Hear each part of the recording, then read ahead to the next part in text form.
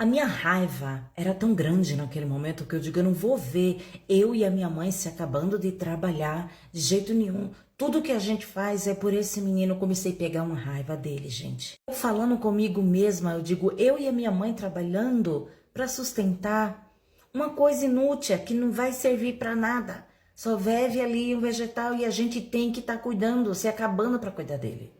A minha raiva maior foi quando eu vi que os meus amigos que estavam fazendo a faculdade, que eu também estava, eles já estavam concluindo, terminando, e eu não saía daquilo. Eu ficava parada, eu não saía daquilo, porque todo o dinheiro que eu ganhava, eu passava para minha mãe para ajudar ela, porque ela também não tinha.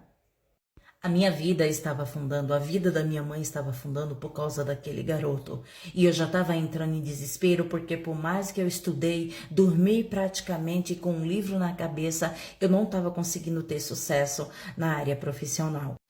Tinha uma casa de magia próximo da nossa casa. E quando eu era criança, sempre eu escutava. E daí eu sabia que aquele pessoal ali trabalhava com magia, trabalhava com as coisas. E eu fui lá e expliquei a situação, tudo o que estava acontecendo. E daí a pessoa que me atendeu falou, tem certeza que é realmente isso que você quer? Eu falei, eu tenho certeza sim. E daí eu falei para ele, eu digo, não, só dessa forma eu e a minha mãe seremos libertas dessa situação, porque a gente não tem mais vida. Na realidade, nós estamos vegetando. Só que ele cobrou muito caro. E naquele momento, para quem estava trabalhando de empregada doméstica e tudo, eu não tive condições de pagar o preço que ele estava pedindo para fazer aquele trabalho. Então eu falei para ele, olha, eu sou pura do jeito que eu nasci, tá? E é a única forma que eu tenho, assim, a única coisa assim que nesse momento tem de muito valor. E daí ele concordou. Ele falou, não, você pode me pagar dessa forma e eu faço o trabalho para você. E daí eu já tendo pago para esse trabalho ter sido feito, se é que vocês entenderam, alguns dias depois o garoto ele começou a ficar doente. E daí ele foi para o hospital às pressas, em situação muito grave. E o que ele tinha era muito grave. Em 48 horas, ficou mais complicada a situação e ele veio a óbito. Naquele momento, gente, eu não tinha lágrima, simplesmente eu estava me sentindo aliviada, porque eu e a minha mãe teríamos ficado livres para viver a nossa vida. Eu sempre achei que o que estava impedindo a minha vida e a vida da minha mãe era ele, né? E dessa vez eu digo não, praticamente eu tive como uma vitória, sabe? Depois que ele se foi, não demorou 4 meses, né? A minha mãe, ela não queria comer, ela não queria beber, ela não queria nada. Ela começou a ficar muito deprimida e chegou o dia que ela não resistiu e ela veio a falecer também. Passou um tempo que a minha mãe já tinha partido, né? Eu conheci uma pessoa e ele sempre queria ter filhos, queria construir uma família comigo. Eu cheguei a perder 7 gestações e da última eu quase fui junto. Eu vi que não era para eu dar fruto, sabe? Daí eu fui internada e eu tive um sonho, gente, com um bicho muito feio, horrível, eu nunca tinha visto algo parecido. Aquele algo que apareceu para mim no meu sonho, ele falou comigo. E ele falou, o preço que você vai pagar por toda a sua vida.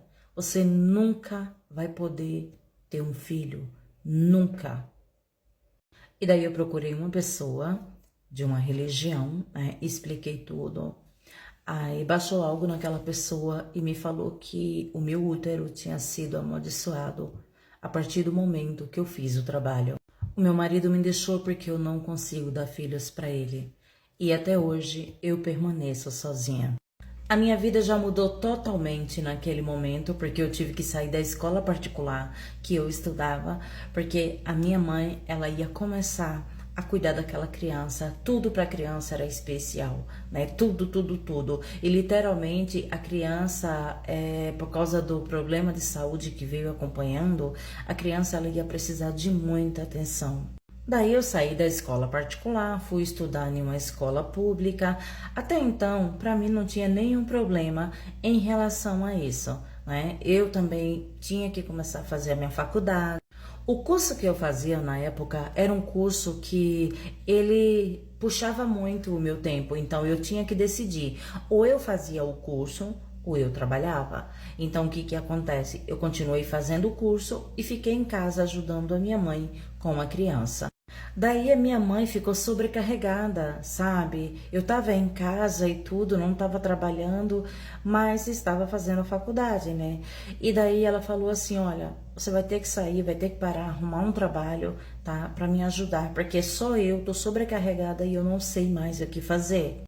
E daí a minha mãe falou, olha, você não terminou seus estudos, de urgência você precisa de um trabalho, né? Eu falei com uma conhecida minha e ela falou assim, olha, pode mandar ela vir trabalhar aqui, eu pago um salário direitinho para ela. Fui trabalhar de empregada doméstica para ajudar a minha mãe, para ajudar nas despesas dessa criança.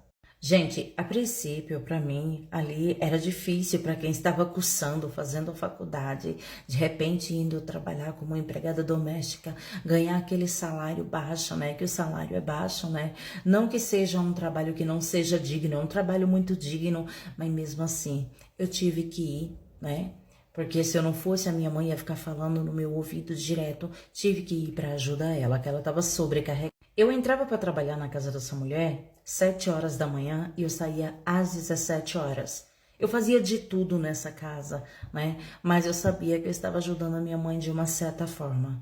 Eu estava dando para minha mãe 90% do meu salário para ajudar nas despesas da casa. Mas mesmo assim, a minha mãe chegou para mim e falou, olha, o dinheiro que você está dando tá pouco, não vai dar. Eu preciso que você arrume pelo menos um bico para você fazer à noite. Você trabalha durante o dia e à noite você faz um bico. E daí eu arrumei um trabalho como garçonete e eu saía ali do trabalho, da casa onde eu trabalhava, e ia direto para o restaurante. Muitas vezes eu já levava um pão, alguma coisa para que eu pudesse comer, né? E comecei a trabalhar nesse restaurante. Eu chegava em casa por volta da 00:30, com exceção da segunda-feira. Toda semana era assim. E daí eu comecei a pegar raiva desse menino, pensando o que eu podia fazer, né? Para me livrar. Às vezes eu chamava de encosto, porque eu digo, eu não sei mais o que fazer. Praticamente eu trabalho para ele, para ajudar em casa por conta dele. Fiz magia para que o meu irmão deficiente partisse e libertasse a minha mãe do trabalho que ele dava, pois não era pouco. Paguei muito caro por isso. Eu tomei essa decisão há 30 anos atrás e até hoje eu pago caro por essa decisão que eu tomei. Eu tinha 18 anos na época, a minha família era muito bem estruturada, né? O meu pai e a minha mãe não me deixavam faltar nada. Na época eu estava cursando o ensino médio, né? E no meu aniversário de 15 anos foi uma festa enorme. Os meus pais bancaram tudo para mim. A minha vida estava maravilhosamente bem. A minha mãe, aos 44 anos, de repente, ela apareceu grávida. Aí as coisas começaram a mudar. Já era uma gravidez arriscada por conta da idade dela. Hoje também é considerado, né? Daí a minha mãe, ela foi aconselhada, né, a tomar algumas medidas. Ela falou que não, que se estava ali na barriga dela porque era para nascer, era bênção, filho é bênção. E daí a barriga dela continuou crescendo. Pela idade, não seria um parto normal, seria para ser uma cesárea, né? Mas aí começaram a insistir que ela poderia ter o filho normal e tudo. Algo deu errado ali no momento do parto. Porque assim, a criança, ela era saudável e de repente, depois que ela nasceu, descobriu que ela veio com um problema junto. E pode ter sido por ela ter nascido normal, porque seria para ter sido um parto cesáreo. O que o médico falou para minha mãe depois de alguns meses? Provavelmente o seu filho, ele vai viver em uma cadeira de roda e tipo vai viver vegetando, uma coisa do tipo, falou em outras palavras mais forte, né? Mas daí a minha mãe falou que quem ama cuida, era filho dela e que ela iria cuidar dele.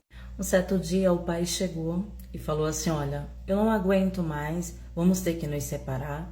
Você sabia que você teria que ter tido que tomar uma decisão, só você como mãe poderia tomar uma decisão. E eu não aguento mais viver uma situação dessa, né? Ele estava falando porque O menino não podia andar, vivia na cadeira de roda e tudo, e ele não tinha mais a liberdade que ele tinha antes. Daí ele arrumou as coisas e foi embora, e deixou ela para trás com a criança, e eu em casa com ela. Com menos de um ano, ele já tinha uma outra esposa, inclusive a esposa já estava grávida, né? E ele deixou, não é um peso, foi a responsabilidade, porque o filho era dele e dela, mas deixou a responsabilidade todinha para ela.